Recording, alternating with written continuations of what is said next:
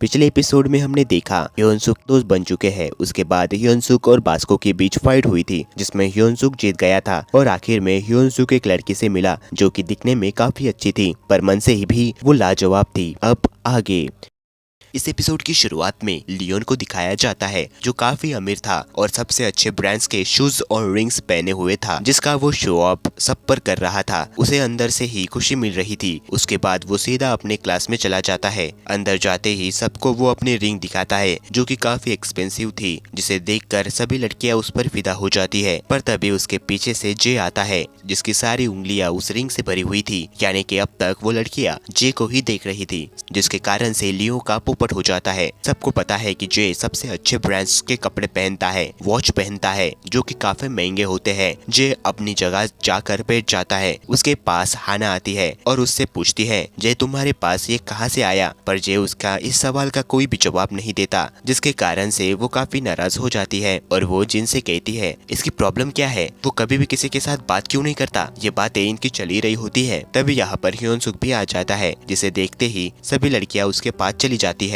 जिसे देखकर लियोन उसके दोस्तों से कहता है ये सिर्फ दिखने में अच्छा है पर उसका पहनावा बहुत ही खराब है, उसे जरा भी फैशन की सेंस नहीं है। और ये सारी बातें जे सुन रहा होता है। अगले सीन में ह्योनसुक और जीहो बातें करते करते जा रहे होते हैं। तभी उनके सामने वोकल क्लास के लड़के एक बंदे को बुरी तरीके से मार रहे होते हैं जिसका नाम ड्यूक होता है। वो उसे अपने यूनिफॉर्म न लेने के लिए मार रहे थे। पर ये सब देखकर ह्योनसुक को अपने पुराने दिन याद आ जाते हैं। वो उसके सामने आ जाता है जिसके बाद वो बंदा उसे कहता है क्या तुझे मरना है या मार खानी है। ये देखकर जे उसकी मदद करने के लिए जाने ही वाला होता है पर तभी उससे पहले ही वहाँ पर उसके टीचर आ जाते हैं जिसकी वजह से वो लोग वहाँ से चले जाते हैं। ह्योनसुक ड्यूक को अपना हाथ देता है उठाने के लिए पर ड्यूक उसका हाथ नहीं लेता और यहाँ से वो चला जाता है। कुछ समय बाद कॉलेज खत्म हो जाता है और ये सभी घर जाने के लिए निकल जाते हैं। पर तभी ह्योनसुक को उसके मॉम का कॉल आता है जो उससे याद दिलाती है कि कल उसका बर्थडे है और ये बात जे भी सुन लेता है। उसी रात ह्योनसुक स्टोर में काम कर रहा होता है। तभी वो लड़की फिर से यहाँ पर आ जाती है और कुछ चीजें खरीद कर वहाँ से चली जाती है। अब दूसरे दिन ह्योनसुक ड्यूक और जिहो के साथ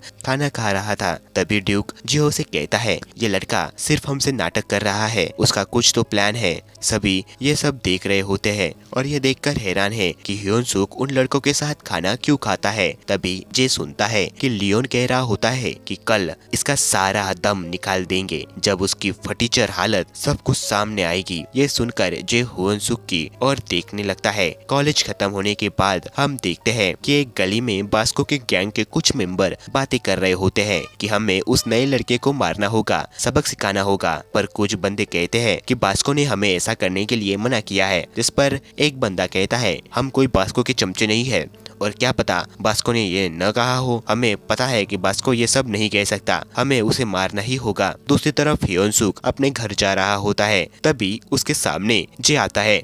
उसे देखकर ह्योनसुक उससे कहता है कि जे तुम्हारा घर भी इसी रास्ते पर है क्या, पर वो कुछ नहीं कहता और उसके सामने अपनी कार से एक बैग निकालता है जिस पर हैप्पी बर्थडे लिखा हुआ होता है। ह्योनसुक देखता है और कहता है तुम्हें पता है कि आज मेरा बर्थडे था। जे हाँ में सर हिलाता है। वो उसे खोलकर देखता है तो उसमें काफी अच्छे ब्रांड्स के कपड़े होते हैं। ये देखकर वो कहता है थैंक्स इन सब के लिए, पर मैं इसे नहीं ले सकता, क्या तुम चाहते हो कि मैं इसे लूं? जे अपना सर हिलाता है और ह्योनसुक कहता है ठीक है मैं इसे ले लेता हूँ। वो उससे और ज्यादा बातें करने की कोशिश तो करता है पर वो यहाँ से चला जाता है। ह्योनसुक देखता है कि उसने उसके लिए कई सारे बैग यहाँ पर छोड़े थे। दूसरी तरफ हम उसी गली में बास्को के बंदों को देखते हैं जिनको किसी ने बुरी तरीके से मारा था। उनमें से एक बंदा कहता है वो साला सुनहरे बाल वाला, उसने ये क्यों किया? और जे अपने कार में आराम से बैठा हुआ होता है और मुस्कुरा रहा होता है। ये सीन यहीं पर कट हो जाता है। दूसरे दिन लियोन उसके दोस्तों से कहता है कि उसके आते ही हम उसका मजाक उड़ाना शुरू कर देंगे। पर जब ह्योनसुक आता है तो उनके चेहरे खराब हो जाते हैं क्योंकि ह्योनसुक काफी अच्छे कपड़े पहनकर आया होता है। सारी लड़कियां उसके और पास जाती है और हाना उससे पूछती है ये कहाँ से आया, तुमने खरीदा? ह्योनसुक कहता है नहीं, गिफ्ट है, एक दोस्त ने दिया।